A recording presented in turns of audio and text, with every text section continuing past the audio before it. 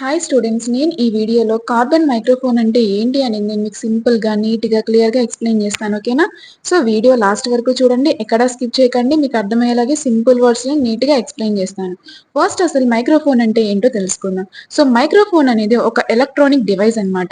ఇది ఏం చేస్తుందంటే సౌండ్ వేవ్స్ని, ఏదైతే మనకి ఎయిర్లో క్రియేట్ అయిన వైబ్రేషన్స్ని ఎలక్ట్రికల్ సిగ్నల్స్గా కన్వర్ట్ చేస్తుంది. ఈ ఎలక్ట్రికల్ సిగ్నల్స్ అనేవి తర్వాత యాంప్లిఫై ఇంకా ట్రాన్స్మిటెడ్ ఆర్ రికార్డెడ్ అవుతాయి అన్నమాట.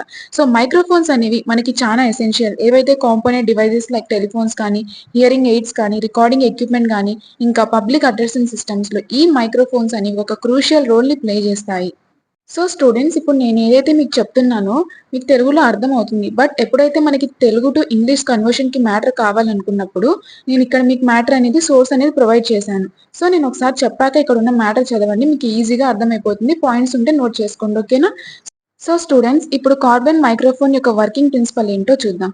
సో కార్బన్ మైక్రోఫోన్ అనేది ఏ ప్రిన్సిపల్ మీద వర్క్ అవుతుందంటే మనకి ఇందులో ఏమవుతుందంటే కార్బన్ గ్రాన్యువల్స్ అనేవి ఉంటాయన్నమాట. వాటి యొక్క ఎలక్ట్రికల్ రెసిస్టెన్స్ అనేది చేంజ్ అవుతుంది ఎప్పుడైతే అది ప్రెజర్ కి గురవుతుందో. సో ఎప్పుడైతే సౌండ్ వేవ్స్ అనేవి మైక్రోఫోన్స్ డయాఫ్రిగమ్ ని స్ట్రైక్ అయినప్పుడు అది వైబ్రేట్ అవుతుంది అనమాట. సో దానివల్ల ఏమవుతుందంటే ఆ కార్బన్ గ్రాన్యువల్స్ అనేవి కంప్రెస్ ఇంకా రిలీజ్ అవుతూ ఉంటాయి. సో ఈ రెసిస్టెన్స్ చేంజ్ వల్ల ఏమవుతుందంటే మనకి ఈ వైబ్రేషన్స్ అనేవి కరెంట్ ఫ్లో అంటే సర్క్యూట్ లో మనకి కరెంట్ అనేది ఫ్లో అవుతుంది అనమాట. సో ఈ కరెంట్ ఫ్లోయింగ్ ఏదైతే వేయింగ్ ఉందో ఇది ఏమవుతుందంటే ఒరిజినల్ సౌండ్ ని రిప్లికేట్ చేస్తుంది అనమాట ఎలక్ట్రికల్ సిగ్నల్ గా. స్టూడెంట్స్, మీకు వర్కింగ్ చెప్తే ఇంకా క్లారిటీగా వస్తుంది. జస్ట్ వర్కింగ్ ప్రిన్సిపల్ అన్నమాట, ఏం లేదు. ఎప్పుడైతే సౌండ్ వేవ్ అనేది డయాఫ్రిగమ్ కి హిట్ అవుతుందో అప్పుడు ఏమవుతుందంటే ఏవైతే కార్బన్ గ్రాన్యువల్స్ ఉన్నాయో అవి కంప్రెస్ ఇంకా రిలీజ్ అవుతూ ఉంటాయి అనమాట. సో దీనివల్ల ఏమవుతుందంటే దాని యొక్క రెసిస్టెన్స్ అనేది చేంజ్ అవుతుంది. ఈ వైబ్రేషన్స్ ఉంటాయి కదా మనకి, ఇక్కడ కరెంట్ అనేది మనకి సర్క్యూట్ లో ఫ్లో అవుతుంది. సో ఏదైతే ఈ కరెంట్ ఉందో ఇది ఏం చేస్తుందంటే ఒరిజినల్ సౌండ్ ని రిప్లికేట్ చేస్తుంది అనమాట. కన్స్ట్రక్షన్ ఏంటో చూద్దాం. సో కార్బన్ మైక్రోఫోన్ లో మనకి ఏంటంటే ఈ ఫాలోయింగ్ పార్ట్స్ అనేవి ఉంటాయన్నమాట. ఇక్కడ మీకు డయాగ్రామ్ కనిపిస్తుందా? సో ఫస్ట్ వచ్చేసి డయాఫ్రిగమ్. ఇది ఒక థిన్ ఇంకా ఫ్లెక్సిబుల్ మెటల్ షీట్ అన్నమాట. ఎప్పుడైతే సౌండ్ వేవ్స్ అనేవి దానికి హిట్ అవుతాయో అప్పుడు ఏమవుతుందంటే ఇది వైబ్రేట్ అవుతుంది. ఇంకా సౌండ్ ఎనర్జీని ఏం చేస్తుందంటే మెకానికల్ మోషన్ గా కన్వర్ట్ చేస్తుంది అనమాట. నెక్స్ట్ వచ్చేసి ఇక్కడ కార్బన్ మూవబుల్ ప్లేట్. ఇదేంటంటే డయాఫ్రిగమ్ కి అటాచ్ అయి ఉంటుంది అనమాట.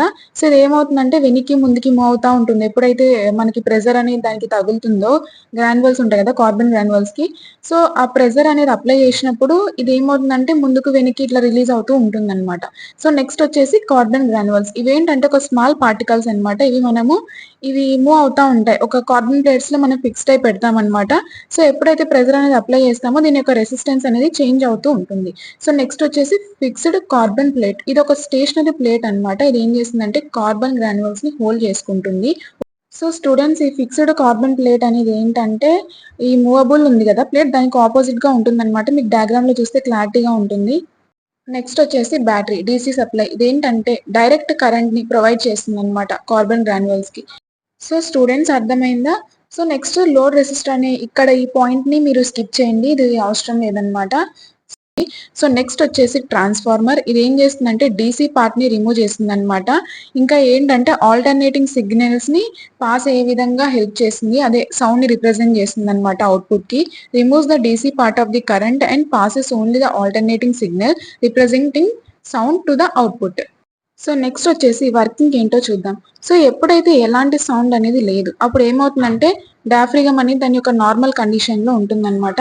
సో కార్బన్ గ్రాన్యువల్స్ అనేవి కాన్స్టాంట్ రెసిస్టెన్స్ ని మెయింటైన్ చేస్తాయి. సో ఏదైతే కరెంట్ అనేది ఫ్లో అవుతుందో అది స్టడీగా ఉంటుందన్నమాట. ఎప్పుడైతే సౌండ్ వేవ్స్ అనేవి మనకి డయాఫ్రిగమ్ కి హిట్ అవుతాయో అది ఏమవుతుందంటే వైబ్రేట్ అవుతుందన్నమాట. ఇంకా ఏమవుతుందంటే ఈ కార్బన్ ప్లేట్ అనేది మూవ్ అవుతుంది. ఈ కార్బన్ గ్రాన్యువల్స్ అనేవి ఏమవుతాయంటే కంప్రెస్ ఇంకా రిలీజ్ అవుతూ ఉంటాయి అన్నమాట. సో స్టూడెంట్స్, ఏమవుతుందంటే గ్రాన్యువల్స్ కంప్రెషన్ వల్ల ఏమవుతుందంటే రెసిస్టెన్స్ అనేది డిక్రీజ్ అయ్యి కరెంట్ అనేది ఇంక్రీజ్ అవుతుంది. సో నెక్స్ట్ మనకి ఈ రిలీజ్ అయ్యేటప్పుడు ఏమవుతుందంటే గ్రాన్యువల్స్ అనేవి దీనివల్ల రెసిస్టెన్స్ ఇంక్రీజ్ అవుతుంది, కరెంట్ డిక్రీజ్ అవుతుంది. నెక్స్ట్ స్టెప్ ఏంటంటే కరెంట్ వేరియేషన్ అన్నమాట. ఈ బ్యాటరీ ఏం చేస్తుందంటే డైరెక్ట్ కరెంట్ ని సప్లై చేస్తుంది. ఇదేంటంటే వేరీ అవుతుందన్నమాట. అకార్డింగ్ ఏదైతే carbon granular resistance change అవుతుంటుందో vary అవుతుంది. ఏదైతే డయాఫ్రిగమ్ వైబ్రేషన్స్ వల్ల కాజ్ అయిన మనకి ఈ కార్బన్ గ్రాన్యువల్ రెసిస్టెన్స్ ఉంటుంది కదా, చేంజ్ అవుతుంటుంది కదా, దాన్ని వేరీ చేస్తూ ఉంటుంది అనమాట. The battery supplies direct current which varies according to the changes in carbon granular resistance caused by the diaphragm vibrations. మనకి ఏం చేస్తుందంటే టోటల్‌గా ఏంటంటే బ్యాటరీ ఏం చేస్తుంది డైరెక్ట్ కరెంట్‌ని సప్లై చేస్తుందన్నమాట.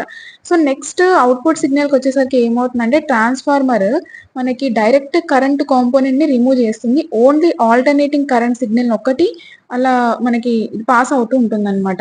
ఇదేమవుతుందంటే corresponding to the sound wave లాగా. సో, ఈ సిగ్నల్ అనేది ఏమవుతుందంటే యాంప్లిఫైయర్ ఆర్ రికార్డింగ్ డివైసెస్‌కి సెండ్ చేస్తాము. సో స్టూడెంట్స్ నేనిప్పుడు ఏదైతే చెప్పానో ఒకసారి అక్కడున్న మ్యాటర్ చదవండి. మీకు క్లారిటీగా అర్థమవుతుంది. సో అడ్వాంటేజెస్ ఏంటో చూద్దాము. ఇది స్ట్రాంగ్ ఎలక్ట్రికల్ అవుట్‌పుట్ సిగ్నల్‌ని ప్రొడ్యూస్ చేస్తుందనమాట. High sensitivity. ఇంకా ఇది సింపుల్ అండ్ రగ్గడ్ కన్‌స్ట్రక్షన్. ఇంకా ఏంటంటే డ్యూరబుల్‌గా ఉంటుందనమాట. సైజ్ అనేది కంపాక్ట్‌గా ఉంటుంది. Light weight design. ఇంకా ఏంటంటే మెయింటెనెన్స్ కాస్ట్ కానీ, లో మ్యానుఫ్యాక్చరింగ్ అనమాట. కాస్ట్ కూడా మనకు చాలా తక్కువ పడుతుంది. డిసడ్వాంటేజెస్ ఏంటంటే సిగ్నిఫికెంట్ అమౌంట్ ఆఫ్ ఎలక్ట్రికల్ నాయిస్‌ని జనరేట్ చేస్తుందనమాట. క్లారిటీని రెడ్యూస్ చేస్తుంది.